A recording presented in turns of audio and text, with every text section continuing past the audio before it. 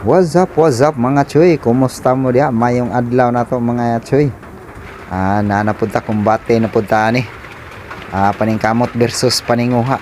Nagtaod ko aning kuan mga choy oh. Gitawag nila ko anay pattern mga choy. Gikan ni sa kuan choy. Gikan ni sa Shopee. Mo ning gitestingan niya. Ako din gikoloran og kaning kuan. Ako na din ng ikuluran og kaning almagre mga choy. Mga ni sa choy. Parte nang ninduta ni. Ako na nang gikango-kango ra gidok-dok og gibirana tanawa ninyo mga choy. Perting tsadaha. Panoorin yung mga choy, pininturahan ko na mga choy. Kumusta mo da? Shout out ninyong tanan dia. Kumusta? Paningkamot versus paninguha. Mao ni akong talent mga choy. Nagpintura ba, painting, work, trabaho tag construction. Bisan unsang klase sa trabaho mga choy, basta panginabuhi lang.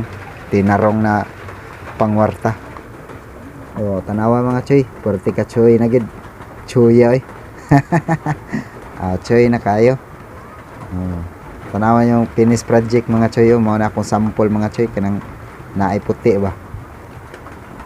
Ako na sa nang gipintalan og kuan mga choy kanang almagre mga choy nga gahumana na ako na ning painalan og kaning emulsion mga choy para sinaw ba. Para di dayon siya matangtang ang color niya ato sa ning pasinawon mga choy. Mao ni ang color mga choy grabe. Kahayes eh. Okay kayo mga choy, maraming salamat mga choy sa pagpanood. Thank you kay sa inyong mga support mga choy ha. Huwag niyong kalimutan mga choy, subaybayan niyo palagi ang aking mga video na ina-upload para may matutunan naman kayo dyan. Itong ginagawa kong pattern na parang bricks. Tapos pinturahan ko ng almagre. Pagkatapos ng almagre, lagyan ng emulsion para matibay. Hindi madaling matanggal.